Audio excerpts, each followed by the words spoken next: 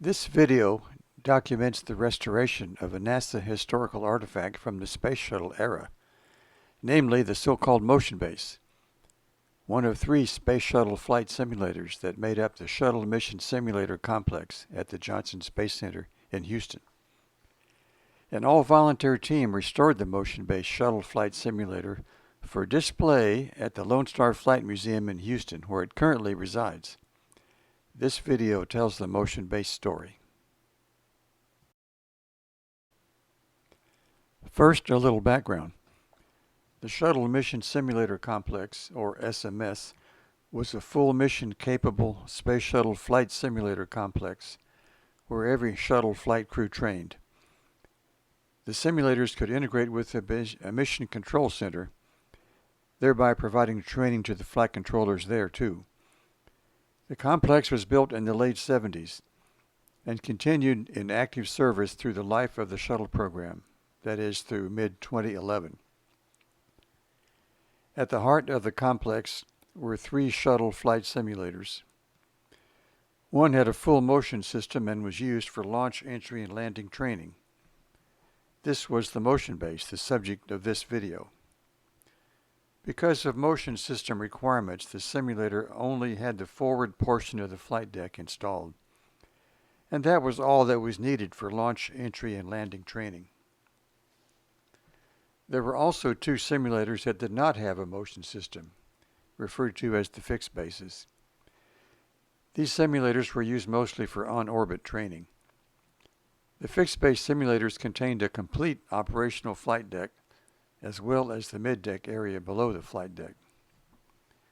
After the last shuttle flight in 2011, the entire complex was disassembled and the simulators were transferred to designated artifact recipients. The motion-based simulator was transferred to the Texas A&M University Aerospace Engineering Department as an historical artifact in 2012. The motion base remained in storage there until 2021, when it was returned to NASA to be prepared for display at the Lone Star Flight Museum. Once restored, it was donated to the museum. This video documents that restoration process. But first, a little more background on the physical architecture of the motion-based simulator to help put it all in perspective. This image shows an artist concept of the SMS complex as initially built in the late 70s. Shown are the motion-based simulator, one of the fixed-base simulators, the associated operator and instructor consoles, and the large room full of computers making it all work. In later years, the computer upgrades enabled the computer complex to shrink considerably, and the second fixed-base simulator was added in a separate building at a later date. This is what the original cockpit looked like when built in the late 70s. The first Space Shuttle crew training in the motion base, John Young and Bob Crippen. Many more crews to follow. In the 90s, the shuttle program updated the cockpit of the orbiters, and the simulator received the same upgrade. It was a major undertaking. You see the revised cockpit here. Here we see an overview of the motion-based simulator.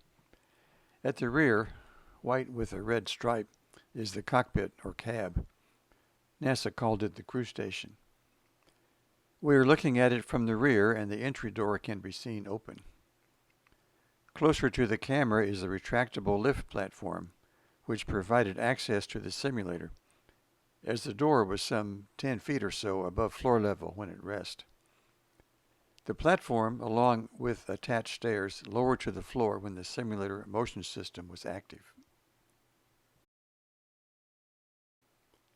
This image shows the motion-based cab in a side view while at rest. The front is at left. The enclosure surrounding the front contains visual system projectors and optics for the front windows. The cab is sitting on a heavy-duty metal frame, the motion platform, to which the motion system actuators were connected. The cab is the only part that was restored for display at the museum due to resource and logistical constraints. The angled hydraulic actuator at the lower right in the photo is the actuator that could rotate the cab nose up some 80 to 85 degrees for launch simulations.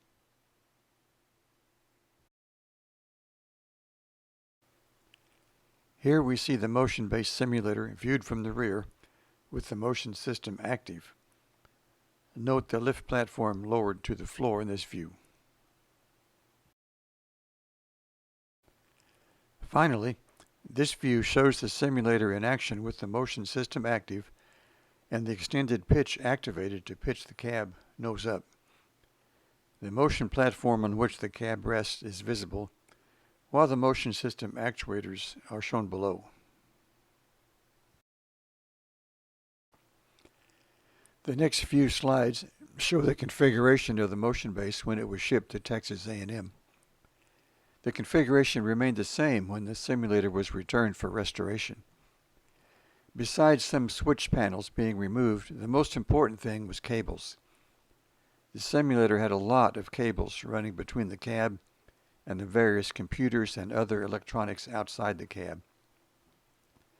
When it was disassembled, the cables were left connected at the simulator end, and the cables were disconnected at the other end and then pulled up into the cab and stored there. Dealing with this large volume of cables was one of the major tasks of the restoration effort.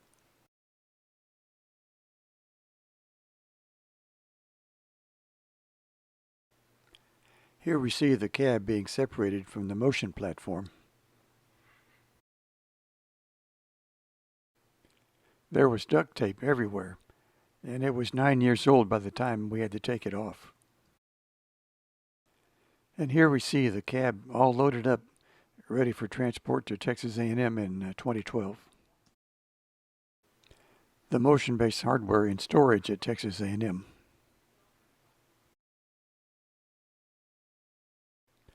Smaller parts and documentation were boxed up for storage. Following is a pictorial history of the restoration effort. Here we see the simulator arriving back at NASA. The duct tape and wrapping on the projector heads had never been removed.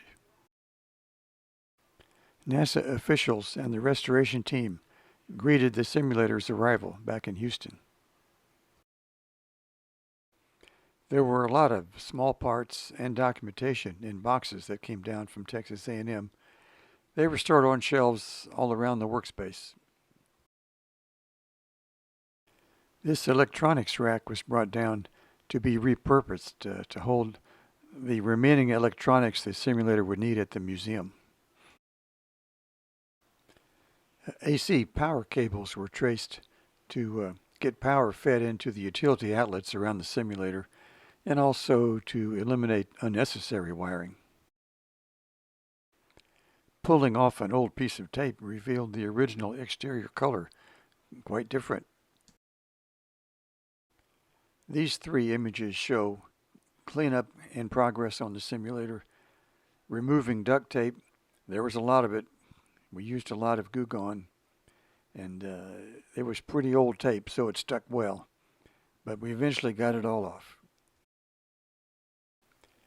Here we see the hatch on the top of the simulator before cleanup with all the duct tape around it, and then after cleanup with the duct tape gone and some new conduit put in place.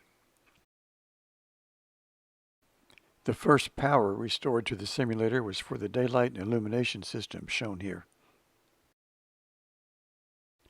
Quite a few of the switch panels were found to have rust on them, which was a surprise, but it was removed with a motor tool and a wire brush.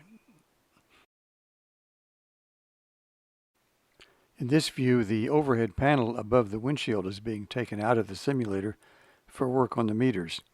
It was heavy and awkward, a two-man job for sure. The beginning of cable pulling, bringing them out from under the simulator. Also, we see some of the black cables that have been pulled out here in the second view.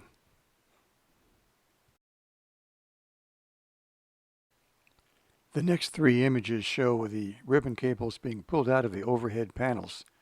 There were a lot of cables.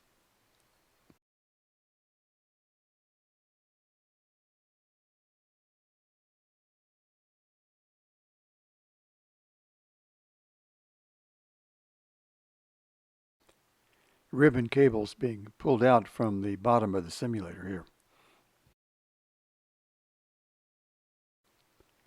And ribbon cables now gone from the cockpit.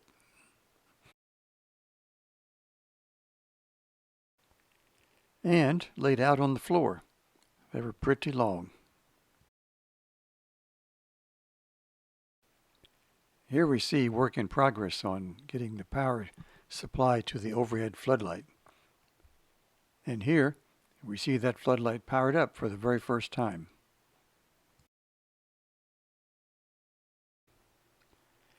Near the end of the last shuttle crew's training, several training sessions were recorded with the crew's permission.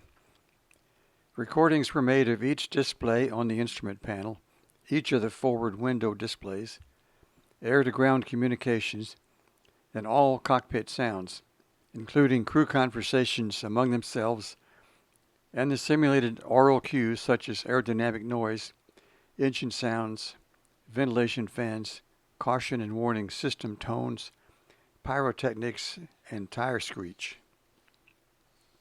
Selected recordings were integrated together so as to show a representative sample of the sights and sounds of crew training sessions.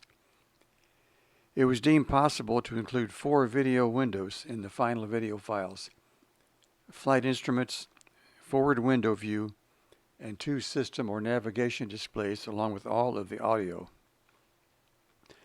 The restoration teams time synchronized the various audio-video recordings for each training session and integrated them into a single video file suitable for playback as part of the artifact display. The resulting video files were converted into Blu-ray discs for convenience. All of the audio was set up to play through the existing aural cue speakers in the cockpit to provide the ambiance of a crew training session in progress. A new audio amplifier was procured to handle this audio. The audio-video recordings are now displayed on a monitor in the rear of the cockpit and also on a console outside the simulator.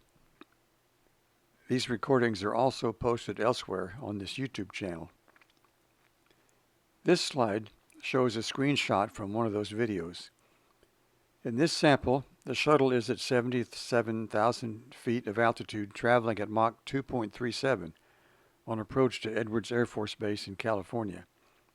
The landing runway, runway 04, is barely visible as a dark line in the lower left corner of the out the front window view. Here's a mock-up of the TV monitor to be installed in the aft cockpit area for the crew training videos. Here are the new Blu-ray player, the 4-channel audio amplifier, and the monitor installed in the electronics cabinet.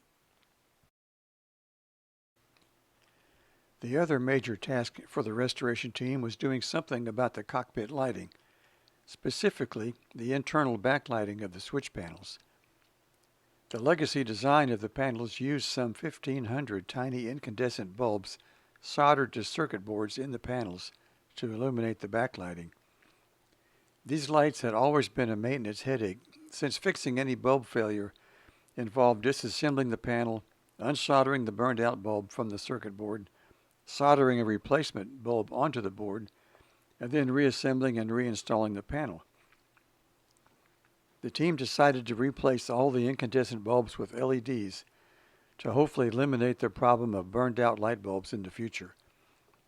After some research, a suitable replacement LED was found, and 1,500 of them were procured.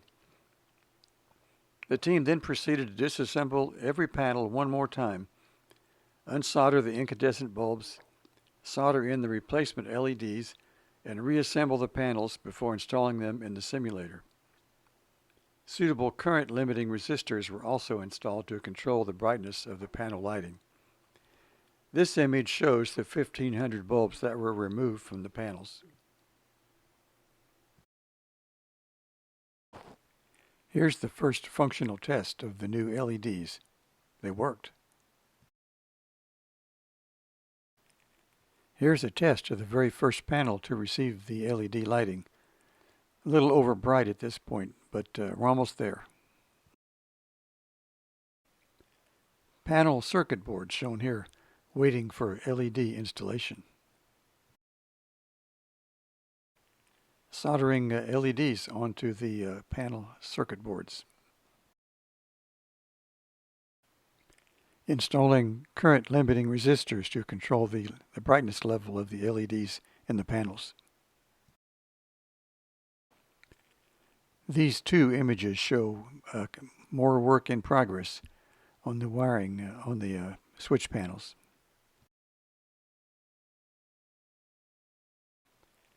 Testing a panel with the new current limiting resistors installed. Looking at more cables still to be removed from the cockpit, this time the black ones. The glare shield floodlights required some special fixtures to be made, and these are them. And the glare shield floodlight now installed and working. Work in progress on the glare shield lighting circuits. A benchtop test of all the glare shield lighting, checking out the wiring. The cockpit display units had hard copy printouts made from the training videos. Here they're being checked out. Here we see a partial installation of LEDs on a panel circuit board, and then another circuit board with all the LEDs installed and lit up for testing. All the cover panels covering the front of the crew station were removed for painting. Wheels were installed on the former instructor consoles. Previously, they had no wheels.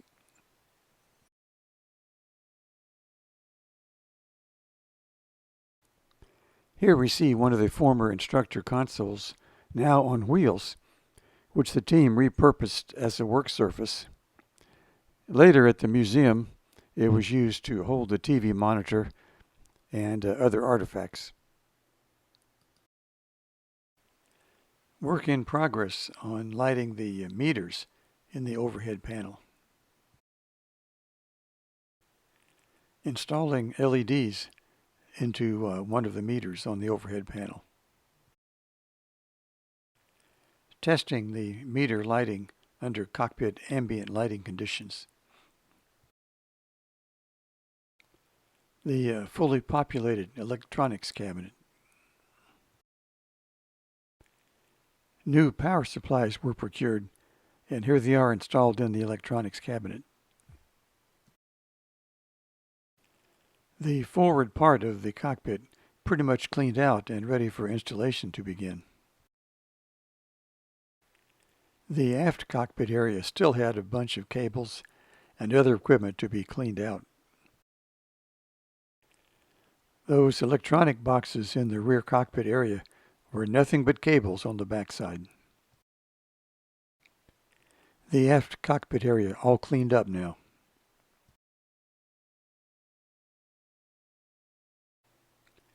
It was decided to power each panel's lighting using the panel's original cable and connector in order to reuse the existing wiring and cable connector on the panels.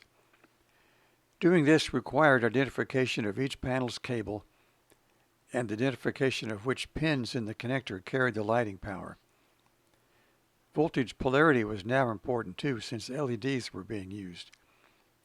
The black cables shown in this and subsequent slides are the power cables for the panels. The relevant wires in each cable were then connected to the new power supply.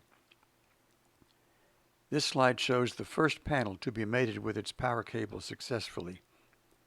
The cable mating test and a test of lighting functionality were performed before installing each panel back into the cockpit frame. A bunch of panels ready for installation in the cockpit. Here we see that 5-volt power from the new power supplies has finally found its way into the cockpit. This is where those cables with the power for the switch panels will be connected. Power cables for the panels being built up. Here at long last we see the first switch panel permanently installed back in the cockpit. Power cables for the panels in the overhead being routed to each panel's position. Many panels had chips missing from the paint, which showed up as white spots when illuminated from within. So here we see a touch-up being done on those panels. Panel installation in work for the overhead switch panels. Working on the wiring for one of the forward panels.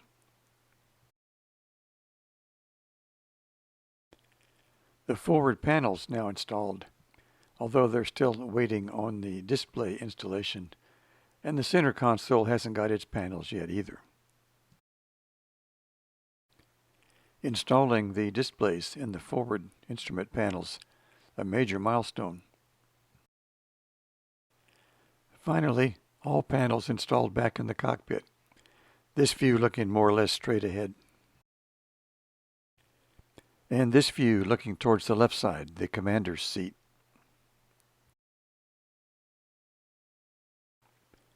And looking towards the right side, the pilot's side.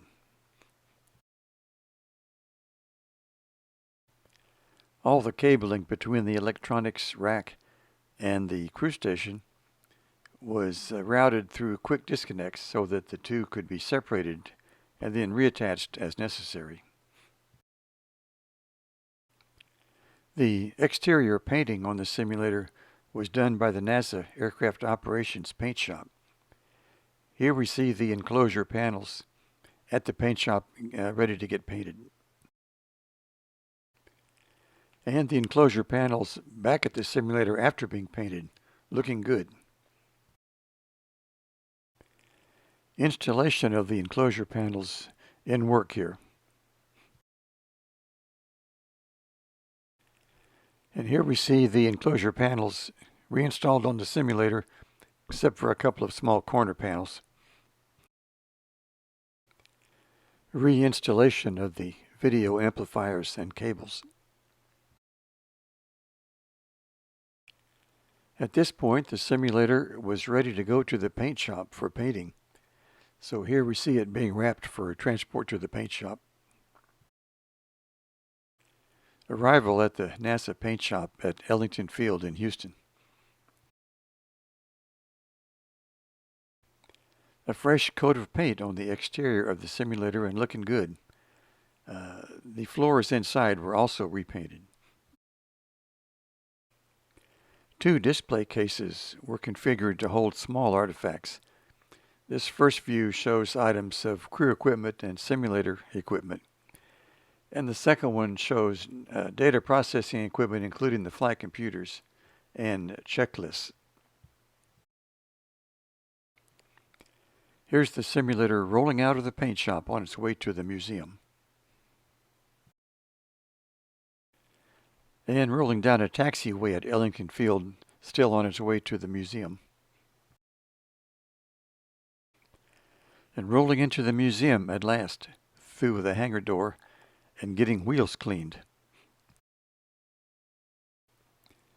Here's the simulator finally on display at the Lone Star Flight Museum, and you can see the electronics cabinet off to the right. And a head-on view of the simulator on display. At a nighttime event at the museum, special lighting was set up for the simulator. The museum held a dedication ceremony for the simulator, and on that day, you can see the line formed to take a look at it. This is the team that did the hands-on restoration work.